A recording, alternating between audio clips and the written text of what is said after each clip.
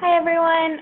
We're going to begin the webinar now. We give a few minutes for everyone to sign on, and I think we're ready to begin.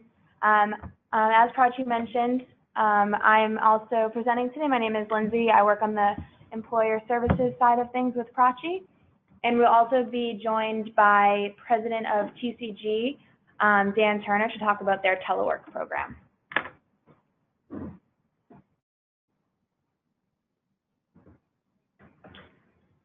Okay, so we will be going over who we are and an overview of the employer services program. And then we'll talk about what alternative work schedules are and why you should offer them and all the different types. And then we'll go on to next steps of how you can implement this and how goDCgo can support you. And then we'll do an employer spotlight on TCG with their president, Dan Turner. And then we'll have about 10 minutes for questions. Okay, so goDCgo is an initiative of the District Department of Transportation that encourages the use of sustainable and alternative transportation. We're the leading resource for transportation information options, and our goal is to help commuters, residents, and visitors make getting around the District of Columbia quickly and efficiently.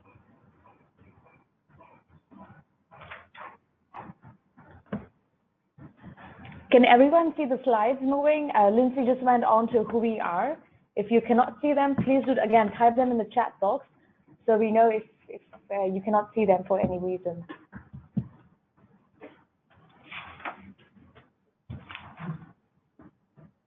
Okay, so some of the complimentary services that we offer for anyone that's kind of new to goDCgo and working with us, we can kind of do one-on-one consultations to talk about your commuter benefits program and what you currently offer and what you could add. We also do employee commute surveys, so you can survey your employees to see what their current commute habits are, what their needs are, what they're looking for in terms of benefits. We also have customized marketing materials that we can give you, like this Get Around guide that's highlighted. This is like a map of your site with all the transportation options around it. We make those custom for employers. We also can come on site and talk to your employees. We do a lot of benefits fairs and transportation fairs. We also have a monthly newsletter that we encourage you to sign up for, and a discounted Capital Bike Share corporate membership. I just wanted to make an announcement about this before we get into the alternative work schedule material. We're having an Employer Ambassador Awards that recognizes employers in the district that are doing a lot in terms of commuter benefits. Everyone is invited, all employers. It's on Thursday, March 29th. From 8:30 to 10:30 at District Winery. The link is on our website, and also you can, when we share this PowerPoint after the presentation, you can click on the link to RSVP too. Yep. It's at a really beautiful place that overlooks the river, and we have some great food, of course, and great company, including Lindsay and I, so I hope you do both come.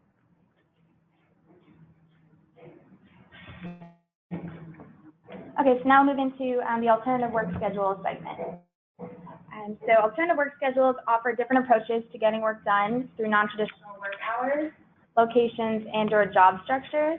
All types of organizations use alternative work schedules, whether it's federal, state, nonprofit, private. We see it across all sectors. And we'll be focusing on flex time and staggered shifts, compressed work week, and telework. So you may be wondering what benefit this is to your employees and to your organization. So these are just some of the reasons that you should offer alternative work schedules and what they can bring to your organization. In terms of as a benefit to your organization itself, it can enhance your commuter benefits program and what you're offering to your employees, and kind of seen as another way to retain the employees and really draw them to your organization to offer these kinds of flexible scheduling. And it's also a low cost or no cost solution to kind of adding in flexibility and benefits to your employees. In terms of the benefits to your employees themselves, it's still to be spending less time commuting, which is, everyone has had a very stressful commute at times. So, the less time they spend commuting, the likely happier employees you will have. It also has benefits to the DC region as a whole, in terms of there'll be less traffic congestion, better air quality from the reduced congestion. So it's kind of a benefit to all involved. So now we're going to launch a poll to see what you currently offer.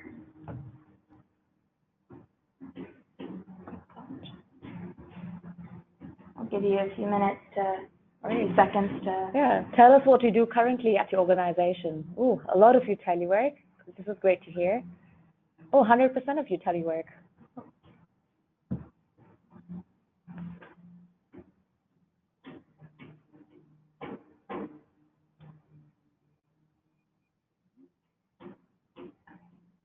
All right, I'm going to close the poll.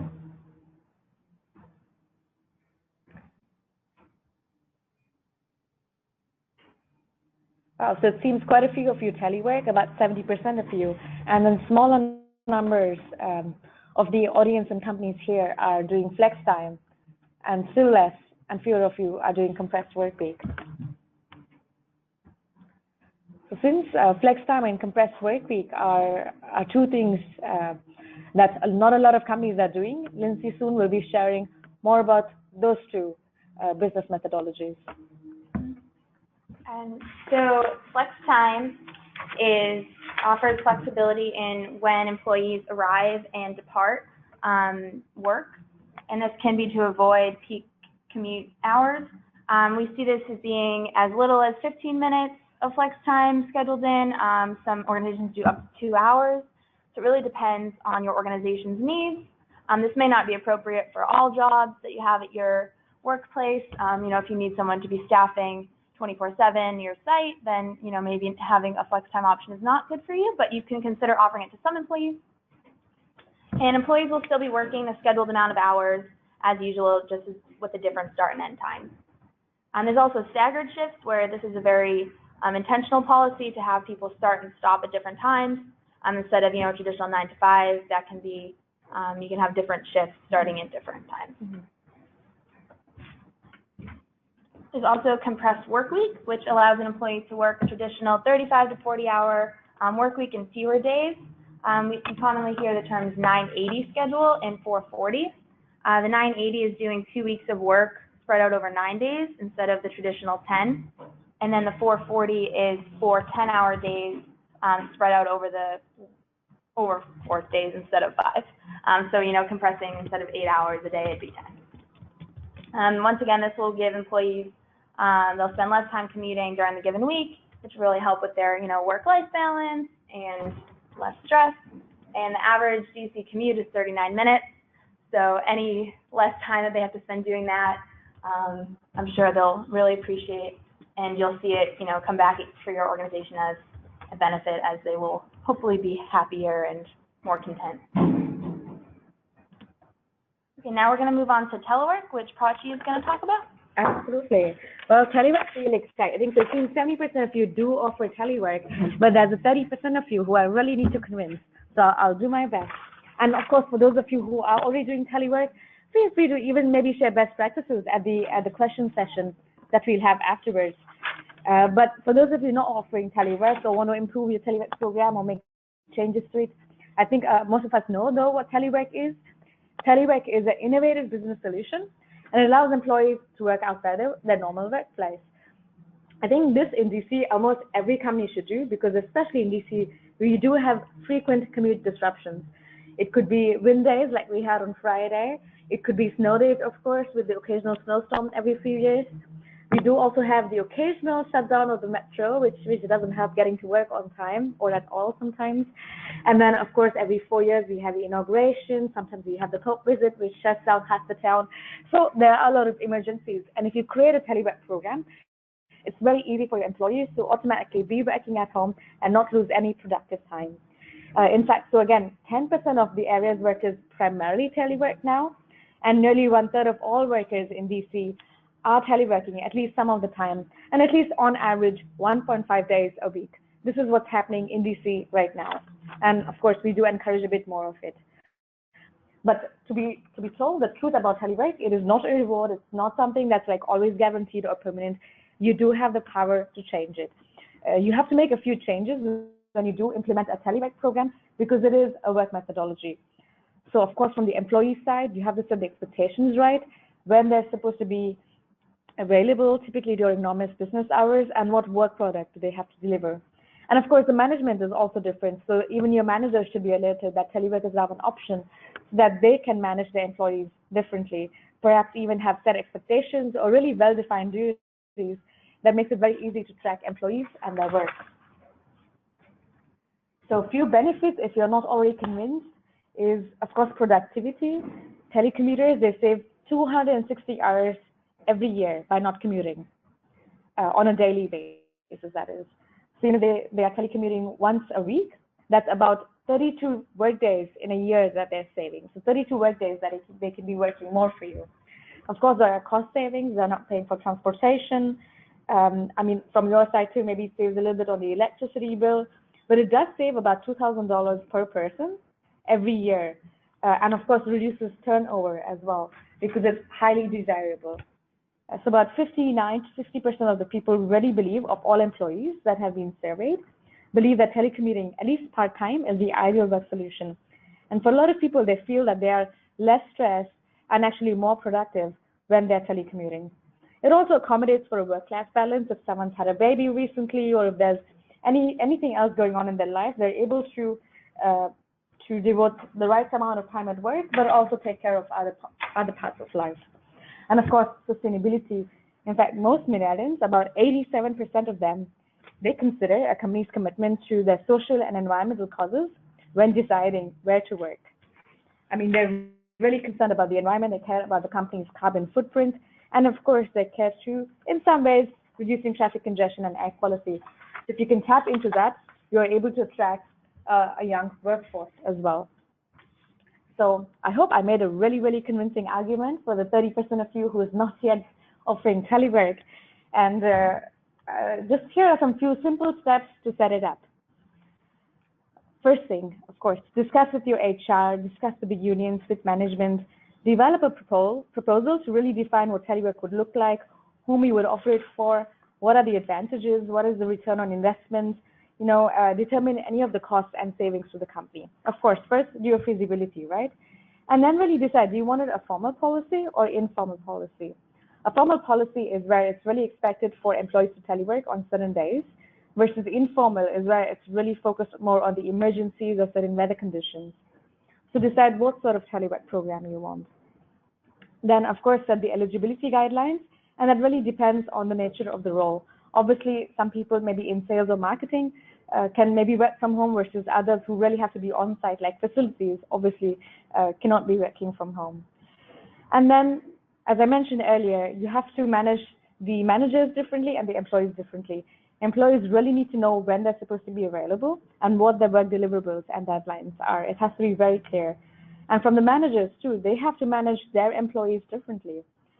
You won't be seeing them, typically you see employees every day in the office, but for those who are telecommuting, you need to have really well-defined job duties so you can keep track of the employee productivity. So I really encourage, when you've decided whom you're going to offer telework to really train them in teleworking too. Like, make sure they have the right equipment, they have the right cybersecurity tools, all the data it's well encrypted, and actually people know how to use these tools. A lot of time our assumptions don't work, so make sure there's some training for the employees to make sure that they're well versed with how to log onto the VPN, or even how to communicate with their colleagues, be it on Skype. So for example, in my company, we use Skype quite a bit to chat with each other. So make sure people know what the expectations are and train the employees on these tools. And of course, at the end, if, depending on how things work, if you want to expand the program, if you want to offer it to more people or different people, don't be afraid to reevaluate and make changes to the policy. You can always eliminate any abuse that's happening by taking the right measures at the right time. So now that I've really, really convinced you about teleworking, there's a little bit of assistance that my team at goDCgo can provide to you. So we're always happy to chat with you. So if you want to set up some time with Lindsay or I, or come to our office, we have a lovely office by Navy Yard. So come to our office, we can have an initial meeting to review what are the current challenges and concerns you have at your organization, and also discuss potential program options. To really understand, what's working, what isn't, what's best suited for your company with your special and unique needs. Also, we are always happy to provide templates In fact, after this presentation as well, we do have some handouts for those of you who need some templates. We have a telework application. So this is for employees who want to apply to be in the telework program. But also from your side, those of you who are in HR, etc., we do have some sample policies and agreements. And of course, we have information on best practices. We work with a huge network of organizations across the district. So we can also provide custom information to you depending, again, on your size, your unique needs. So we do have success stories if you need to make the case to your colleagues or to your boss. And we also have connections and recommendations, and maybe we can connect you to the right people who can help you set up a similar program. So a poll question for you we have coming up is, what schedule option is the organization interested in implementing now? You heard about flex time, you heard about staggered shifts, compressed work week. I just covered telework. What would you like more information about, and what are you most tempted to work on? Seems we have a tie between telework and flex time. Wow. So 50%, 33%. All right, it seems most of you are interested in both telework and flex time.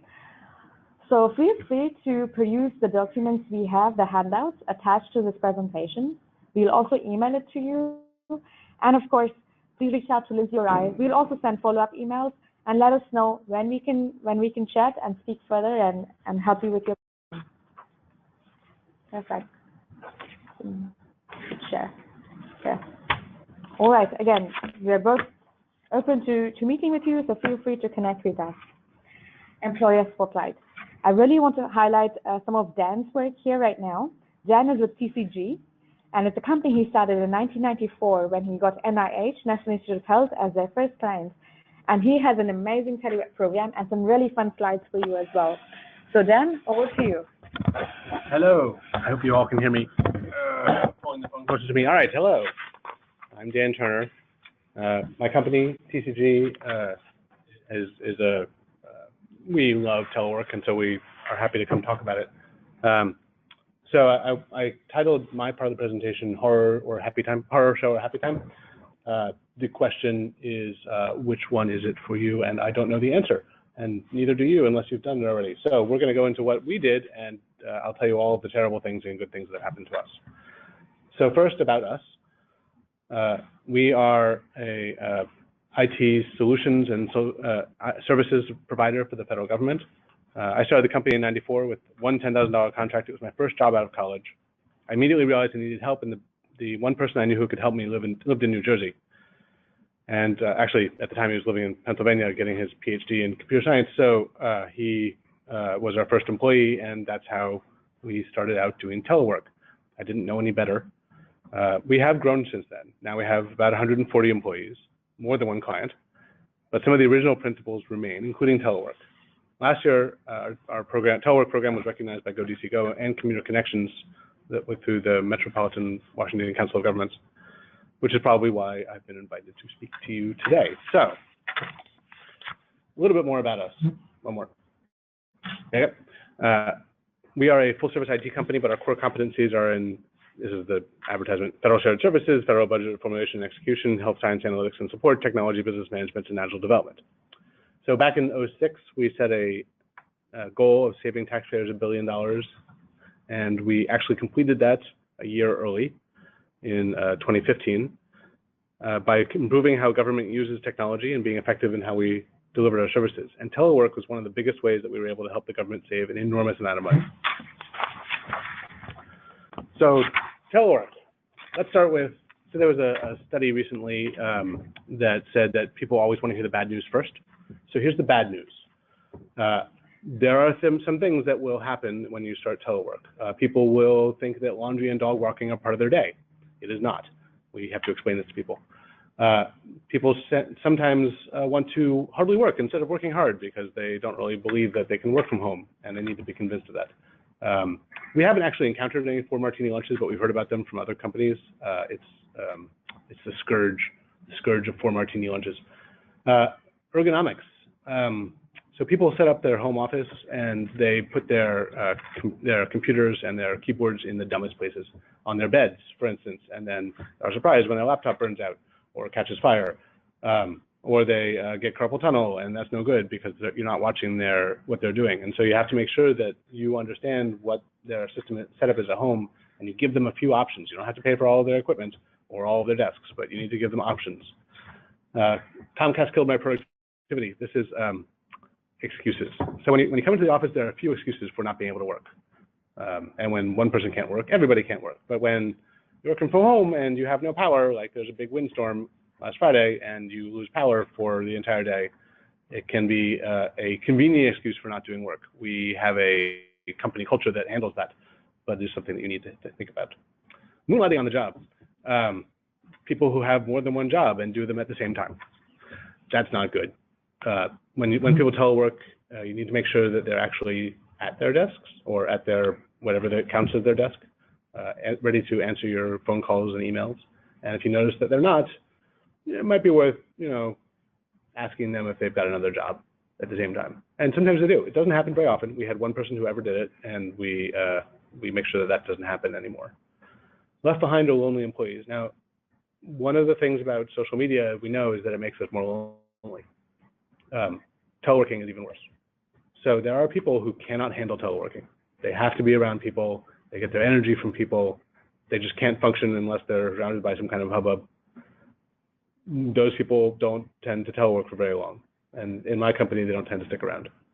But for those people who are able to work from home sometimes or all the time, it's a big advantage. And of course, naked video conferences. It's good to wear clothes when you're in a video conference. I am currently wearing clothes. I think that we all should wear clothes when we do video conferences, but not everyone apparently agrees with me. And so you need to handle that kind of thing and be prepared for it. Okay, so that's all the bad news. Now, our telework program. Now, program's in quotes because it's not actually a program. It's our way of life. It's the default for how we work. Approximately 50% of our staff, it's actually substantially, it's more like 60% almost, telework 5 days a week. And about 82% work from home at least once a week. The remainder either work on site with a client full time, or there is no other. I don't know why it says either. So the remainder work on site. Eligibility is based on your work assignment. So all of our internal teams work from home every day. So that means our sales group, our happiness team, our HR group, our back office, all work from home every day. Some of our staff go into the client's work site, but they're not able to work there every day because we have one client, for example, where they have 11 desks and we have 45 people working on the project. So each team, we have teams of 8 to 11 people, and each team spends one day on site, and then the rest of the week they're off site.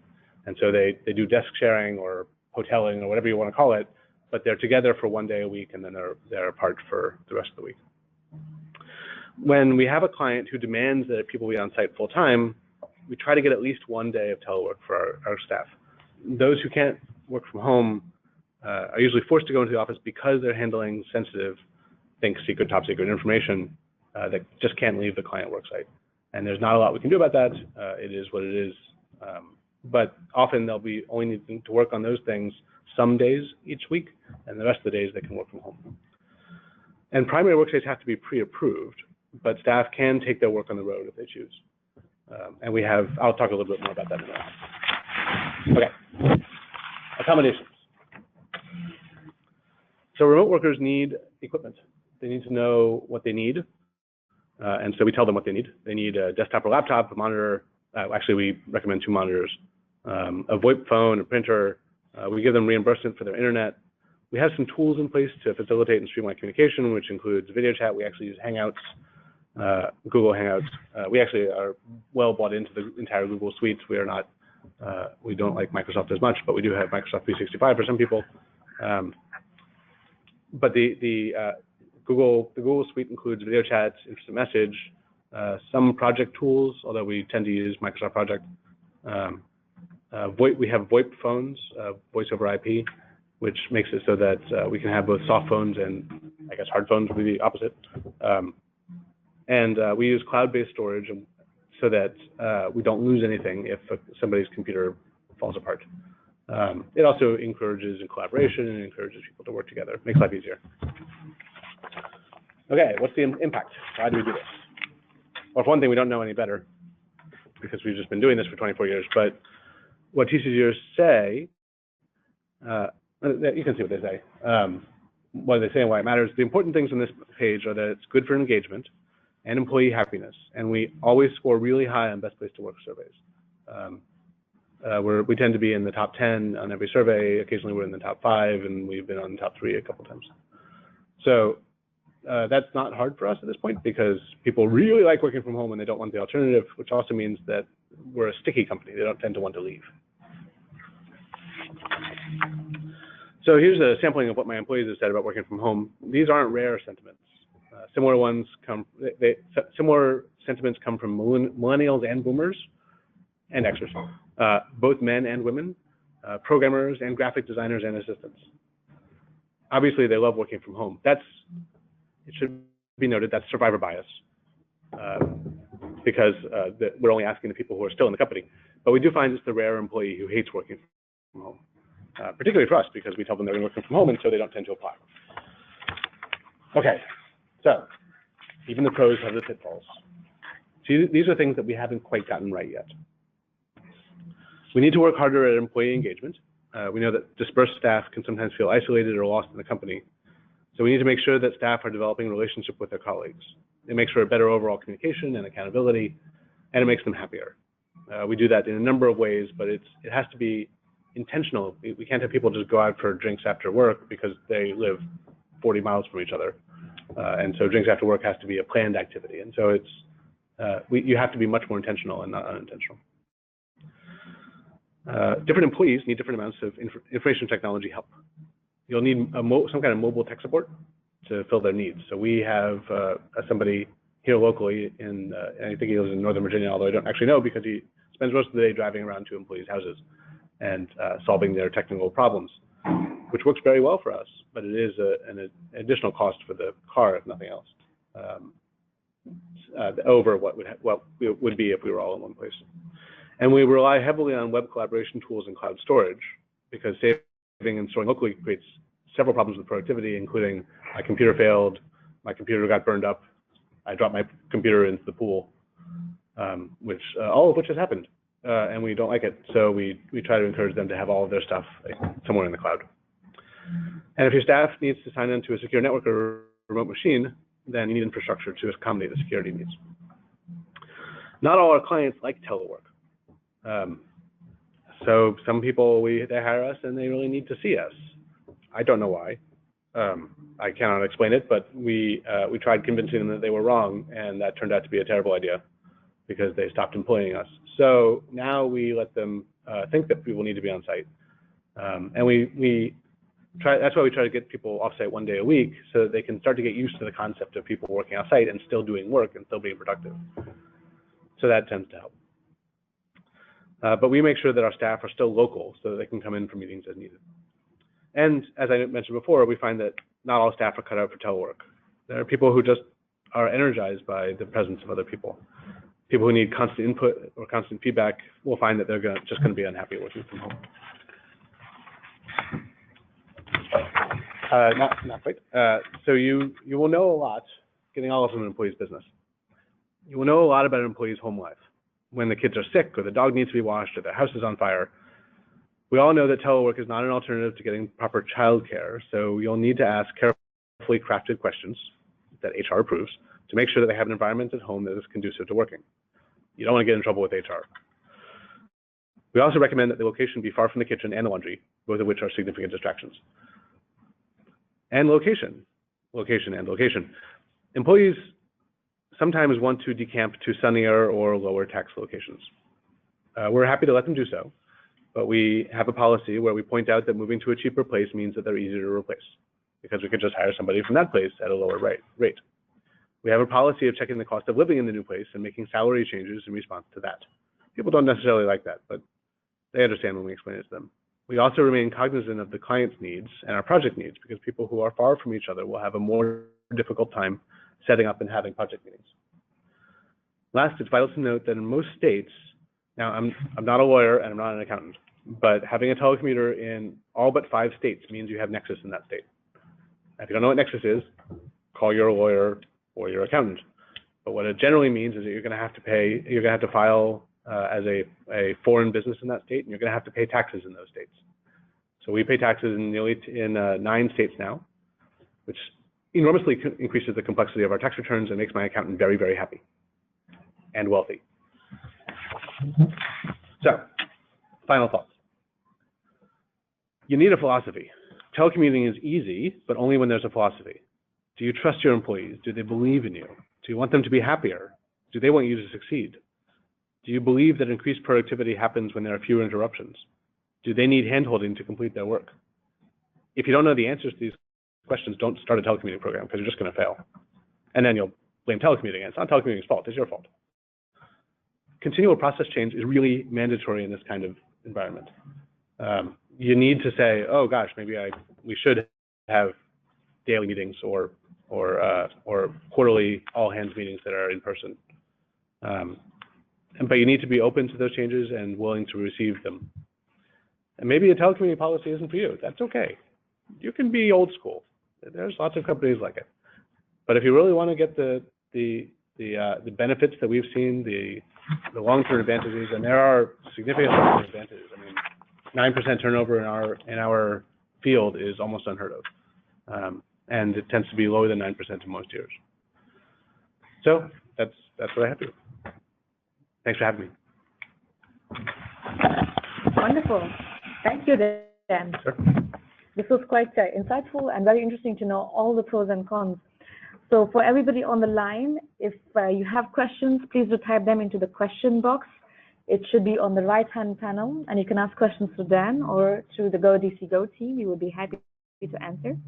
In fact, we have a first question from Angelique Lucas, who's asking, what is the culture or response that Dan's company has set up to assist with the at-home blackouts, which can't be avoided? At-home blackouts? Exactly. Do you mean like power? Exactly. Power outouts which cannot be avoided at all. Right. So So we know that that's generally speaking so this happened just on Friday. The people who had power failures at home, we said, so are you taking? They would email us, which is part of the culture, or call somebody, and we would say, so are you taking a day off, or are you going to go to somewhere where there is internet? And so then we would give them some options. So of course there's Starbucks, there's the library, there's McDonald's, or they can tether to their phone, and we'll often pay for that. Or we find other people who live in their neighborhood, or not their neighborhood, which is all out of power, but people who still have power and are not too far from them, and we suggest that they go spend time at somebody else's house. We've gotten permission, of course. Or we ask them to come into the office. So there are other options. We just present them with those options so that they know what they are. Great. Angelique Lucas says, great options. Thank you. Sure. So I had a question for you, Dan. Sure. I was quite curious, in really crafting these policies, what works, what doesn't work, how much time does it take from HR and from HR's other duties? Is it easier for them? So if we were starting from scratch, it would be hard. But since we started doing this when I was HR, we had a lot of this stuff was already built.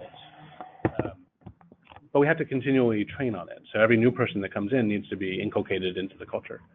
And that takes time, takes energy, takes thought to get them all on the same page as our current employees.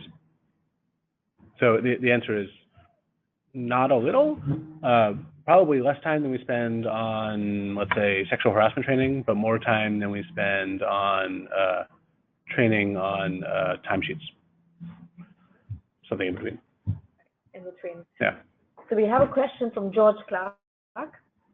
And George asks, is there a software for teleworking that allows you to keep an eye on the employees' work input?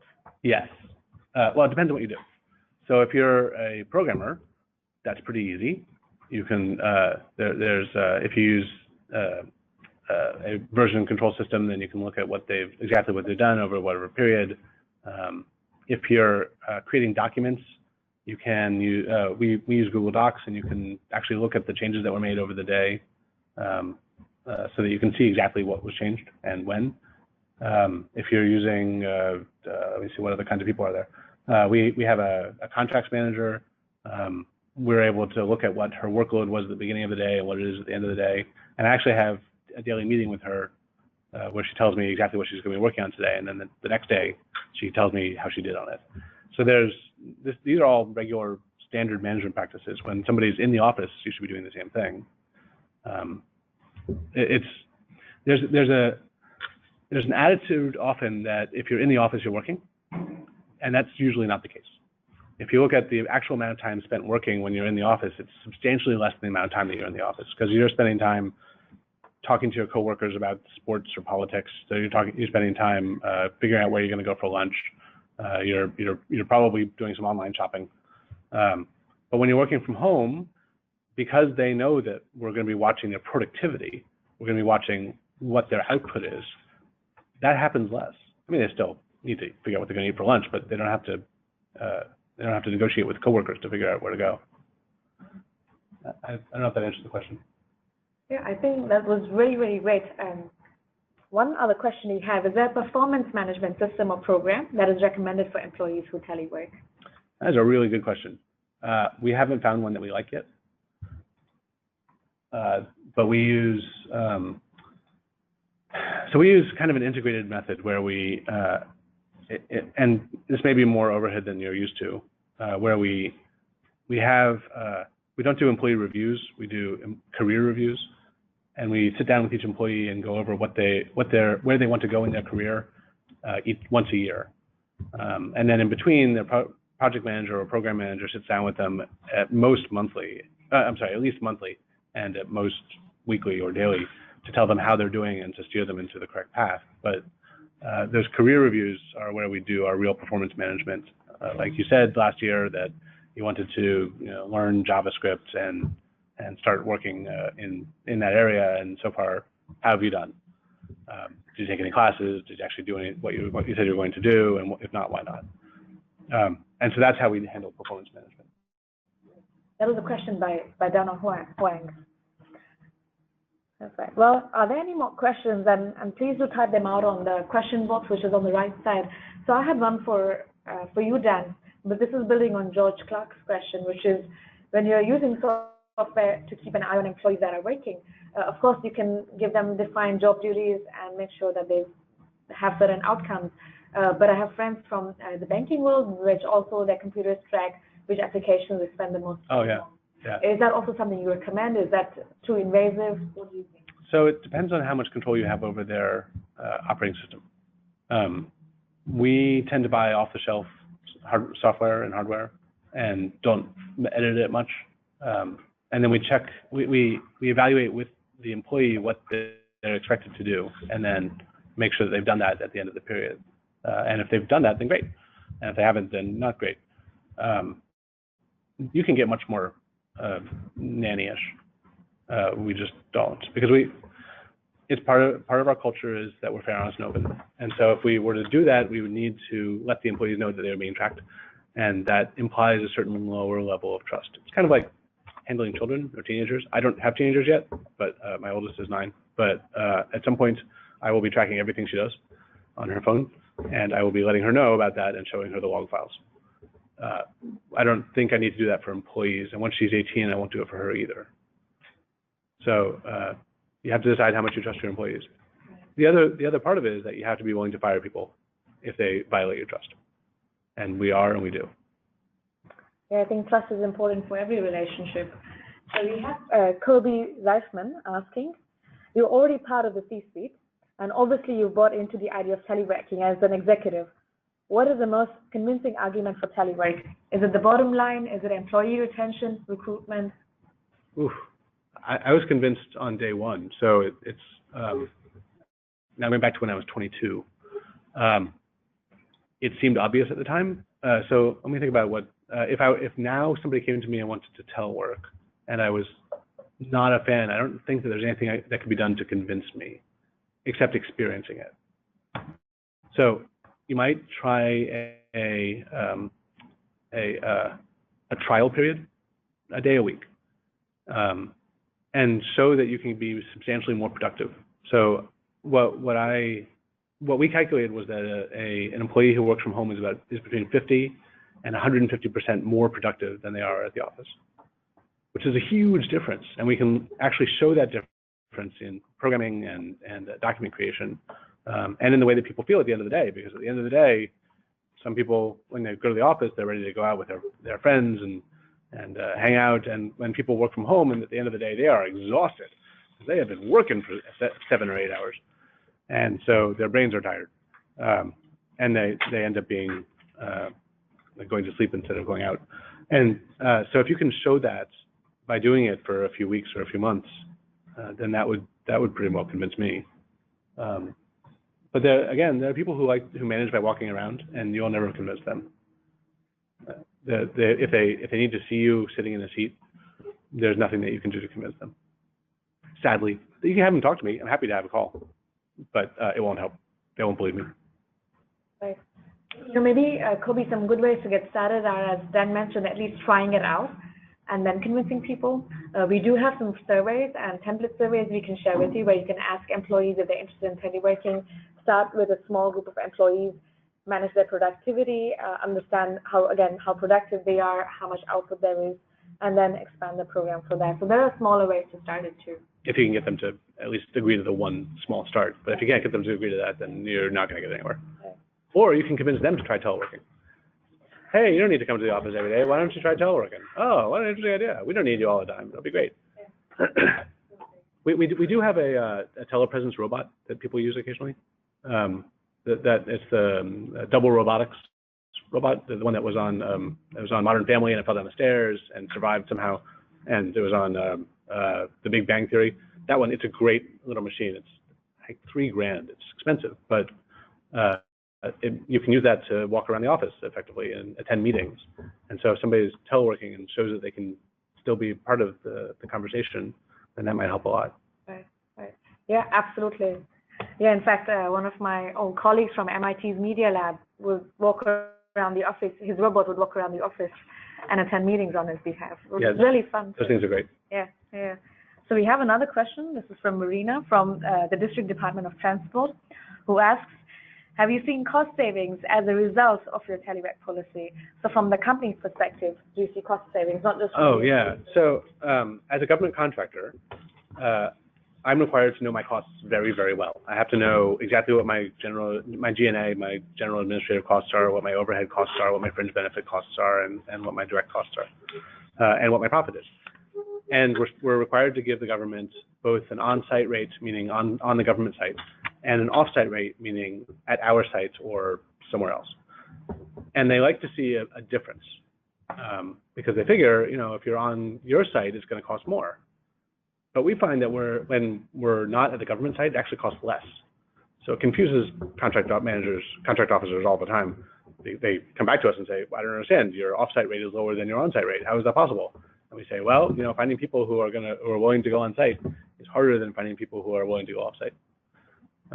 And our cost for having people off site, we had to pay for a computer, and we had to pay for the phone lines and the software, but we would have to pay for that if they were on site too.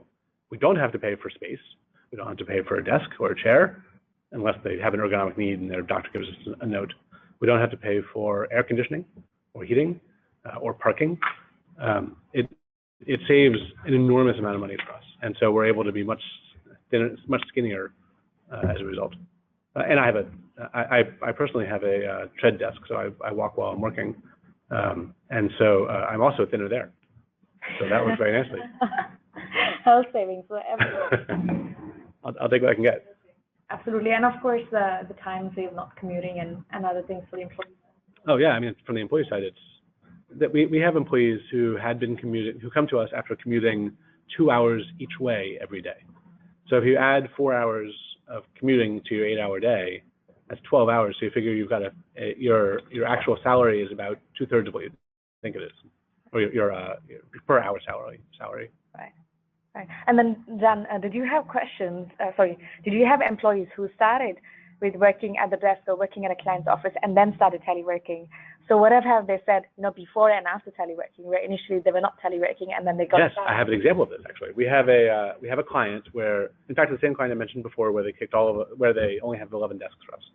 So we started out at that client with one person, and we grew it to about 25 people, and then they moved offices, and they said, well, we're only going to have room for 7 people. So you're going to have to find a place for everyone to work. And I said, okay, so everyone can telework. And my employees said, no, we like being on site. We like being next to each other. And I said, fine. So I went out and I found a building and I got the building. And then they said, and I said, okay, we're ready for you to start thinking about moving in. And they said, wait, we really like teleworking. This is way better. Why'd you get us that building? We don't need it. And I said, I already have a lease. And that was very annoying. I'm still trying to get rid of that building, but that's a different problem. If you'd like to buy a building, I'm happy to sell it to you. But they really loved it. And so the process that they're doing now where they're in the office one day meets their needs of having the face-to-face stuff, and being off-site meets their needs for actually accomplishing work. So that one day that they're on site is back-to-back meetings all day. But then the rest of the week, they're actually productive. Not that meetings aren't productive. You can be very productive in a meeting. And in fact, meetings are where most of the productivity happens. But you do need a chance to work more or less by yourself on the things that you need to work on. I think that answers the question. Yeah.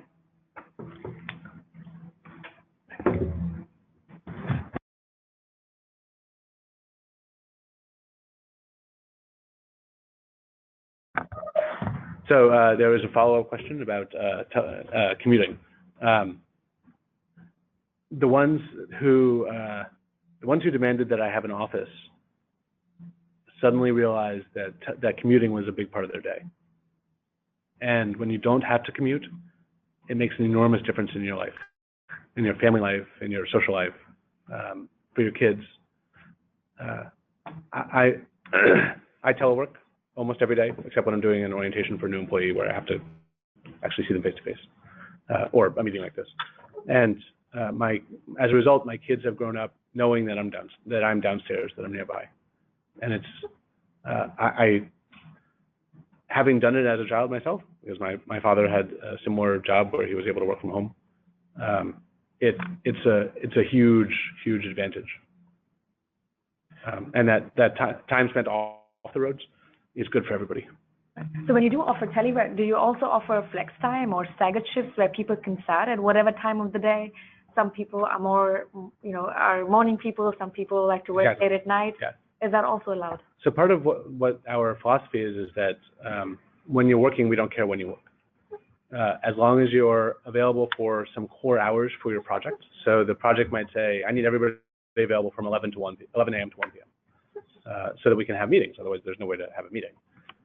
But if people want to, say, compress their work week and work 12 hours a day for 3 days and then 4 hours on Thursday and then they'll be done, that's fine. We don't care.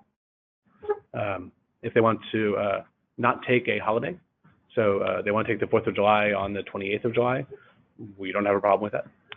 We just need them to notify their project manager, because it's all about getting the work done and getting the hours in. It's not about when they do it.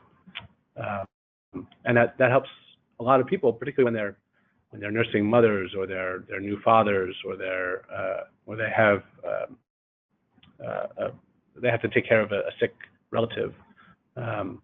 It means that they don't have to take parental leave necessarily, or as long parental leave. They don't have to take family medical leave, even though we have it and it's available to them. They don't necessarily need to take it, and they can work in the hours that they need to work. It just makes everything a lot easier. So flex time for us is the same as telecommuting. Great. That's really interesting. So then how often does your team meet, the whole team? Every year, every few months? So each team makes its own rules. So each project has its own rhythm. The entire company meets annually. There's one mandatory meeting a year.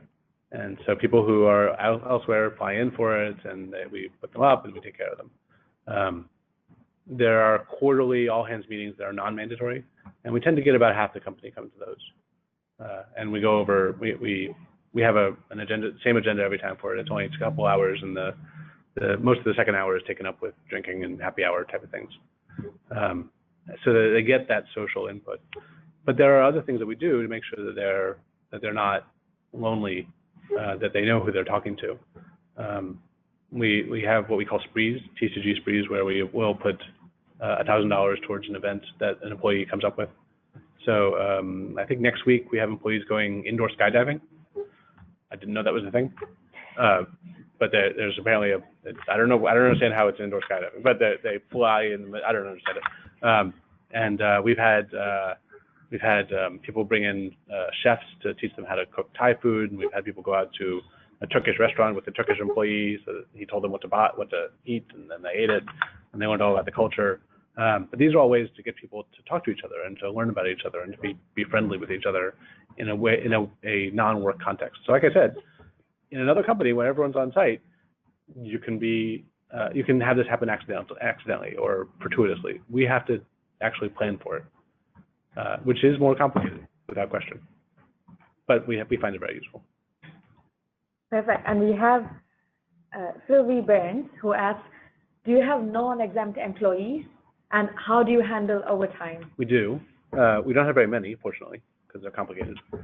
But what we tell them is if you cannot exceed 40 hours a week, period, end of statement. If they do exceed 40 hours a week, we will, of course, pay them overtime. And we don't want them to. So for instance, we have some administrative assistants who, according to our lawyer, can't be exempt. They have to be non-exempt. I'm sorry, they can't be exempt. They have to be non-exempt. And so for them, we say you need to be available to the people that you're serving when they need you, and there are core hours that they have to fill. So as long as they work within those core hours and then get the rest of the 40 in during the other times, we don't care when that happens. Answer the question? I think I answered the question. So for exempt employees, obviously, we don't have to handle overtime, but we do have to handle uncompensated overtime because we're government contractors. And uncompensated overtime is very complicated, but generally speaking, we have them take, if they work more than 40 hours in a week, then we make sure that they get some time off in the next week. Right, so let's give everybody 1 more minute. If you have any questions, please type them in the question box or in the chat box, whatever's convenient. Else, Dan can be reached. We will share his information with you if you have any questions. And of course, feel free to reach out to Lindsay or I. We both work in the client services team of goDCgo, which means we work with hundreds of employers across the district and are happy to share with you best practices, templates of different things, surveys, etc. All right, it seems we have no further questions. Feel free to email your questions. And again, thank you everyone for being such a wonderful audience. Again, reach out to Lindsay or me at any time that you need to. And thank you, Dan, today for joining us. Thanks for having me. Yes, absolutely. Bye. Bye-bye.